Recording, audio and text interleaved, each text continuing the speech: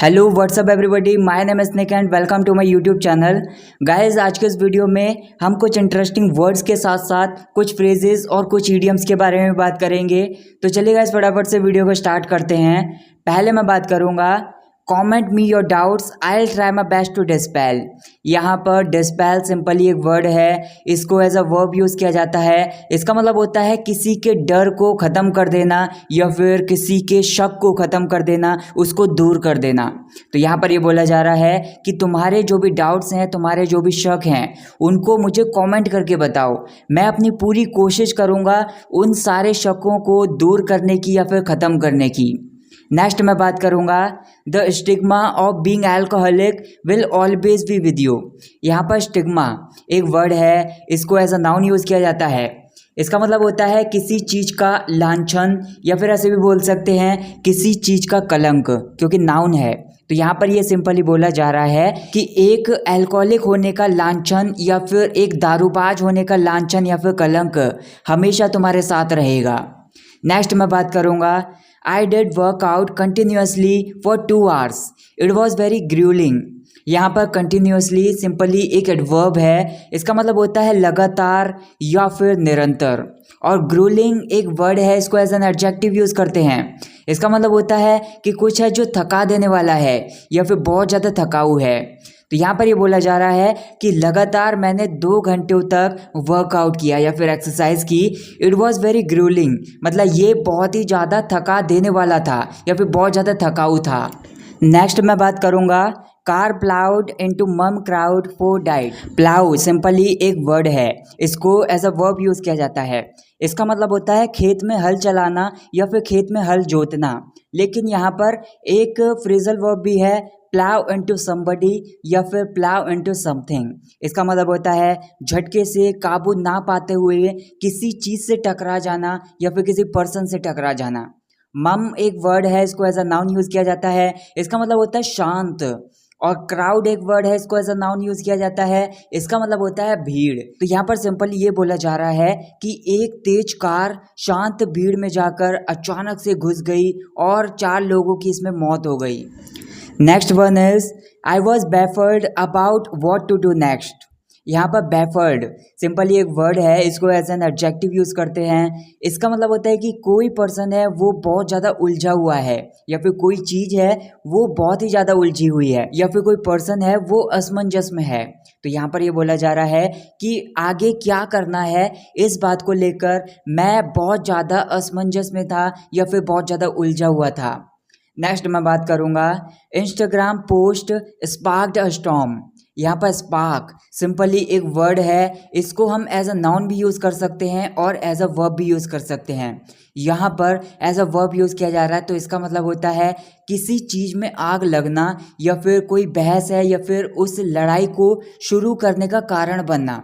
Storm simply एक word है, इसको एज अ नाउन यूज़ किया जाता है। इसका मतलब होता है आंधी या फिर बहुत तेज हवा। तो यहाँ पर सिंपली ये बोला जा रहा है इंस्टाग्राम की जो पोस्ट थी उसने क्रोध की आंधी को और ज़्यादा बढ़ावा दे दिया, क्योंकि लोग पहले से ही बहुत ज़्यादा गुस्से में थे। तो ये जो इंस्टाग्राम पोस्ट, उसकी वजह से उसने गुस्से को या फिर क्रोध को चिंगारी दे दी या फिर उसको और ज़्यादा बढ़ावा दे दिया। नेक्स्ट मैं बात करूँगा holidays are for slowing down. यहाँ पर स्लो डाउन सिंपली एक फ्रेजल वर्ब है, इसका मतलब होता है पहले से कम सक्रिय हो जाना। मतलब पहले कोई चीज़ या फिर कोई पर्सन था वो बहुत ज़्यादा एक्टिव था लेकिन अब इतना एक्टिव नहीं है, या फिर पहले बहुत ज़्यादा एक्टिव था अब ज़्यादा सुस्त हो जाना। तो यहाँ पर ये बोला जा रहा है कि जो हॉलीडेज़ होती हैं या फिर जो छुट्टी होती हैं वो सुस्त होने के लिए होती है। मतलब क्योंकि जब हॉलीडेज़ नहीं होती हैं तो उस टाइम पर हम काम करते हैं, उस टाइम पर बहुत ज़्यादा हम एक्टिव रहते हैं। तो हॉलीडेज़ आराम करने के लिए होते हैं, मतलब ज़्यादा एक्टिव ना होने के लिए होते हैं। नेक्स्ट मैं बात करूँगा you besmirched the reputation of a poor man. यहाँ पर बिस्मर्ज एक वर्ड है, इसको एज अ वर्ब यूज़ किया जाता है। इसका मतलब होता है किसी की इज्जत पर कीचड़ उछाल देना या फिर किसी की इज्जत मिट्टी में मिला देना। तो यहाँ पर ये बोला जा रहा है कि तुमने एक गरीब आदमी की इज्जत मिट्टी में मिला दी या फिर गरीब आदमी की इज्जत पर कीचड़ उछाल दी। नेक्स्ट मैं बात करूँगा have you come to India once for all.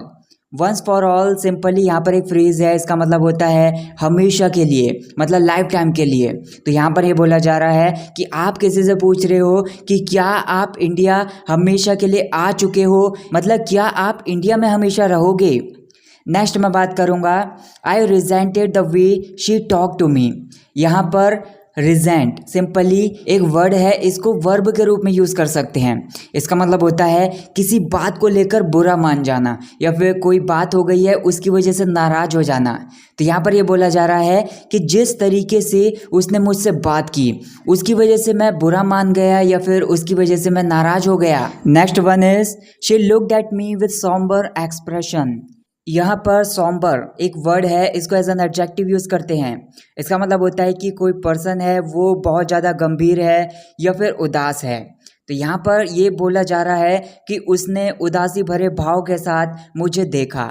Next one is you look awful when you cry. यहाँ पर ऑफुल एक वर्ड है, इसको एज एन एडजेक्टिव यूज़ करते हैं। इसका मतलब होता है कि कुछ है जो बहुत ज़्यादा बुरा है या फिर दिखने में बहुत ज़्यादा भद्दा है। तो यहाँ पर ये बोला जा रहा है कि तुम जब रोते हो तो बहुत ही ज़्यादा बुरे दिखते हो या फिर बहुत ही ज़्यादा भद्दे दिखते हो। नेक्स्ट मैं बात करूँगा I love to live in a detached house. यहाँ पर डिटैच्ड हाउस एक फ्रेज आप बोल सकते हैं। इसका मतलब होता है कि एक ऐसा घर जो किसी भी घर से जुड़ा हुआ नहीं है या फिर वो किसी भी बिल्डिंग से जुड़ा हुआ नहीं है, तो उस घर के लिए बोल सकते हैं कि वो एक डिटैच्ड हाउस है। तो यहाँ पर ये बोला जा रहा है कि मुझे एक ऐसे घर में रहना पसंद है जिसके आसपास कोई भी घर नहीं है या फिर वो किसी भी घर से जुड़ा हुआ नहीं है। नेक्स्ट मैं बात करूँगा spit out your chewing gum and pay attention in the class. यहाँ पर स्पिट आउट एक फ्रेजल वर्ब होती है, इसका मतलब होता है फोर्स लगाकर अपने मुंह से कुछ थूकना, specially when we are talking about saliva, या फिर आप बोल सकते हैं जो कुछ भी आपने खाया है उसको फोर्स लगाकर अपने मुंह से थूकना, बाहर फेंकना। और पे अटेंशन एक फ्रेजल वर्ब होती है, इसका मतलब होता है किसी चीज़ की तरफ ध्यान देना या फिर किसी पर्सन की तरफ ध्यान देना या फिर उसकी तरफ अपना ध्यान आकर्षित करना। तो यहाँ पर ये बोला जा रहा है कि जो भी तुम च्युइंगम खा रहे हो उसको फोर्स लगाकर अपने मुंह से थूको और कक्षा में ध्यान दो या फिर कक्षा में मन लगाकर बैठो।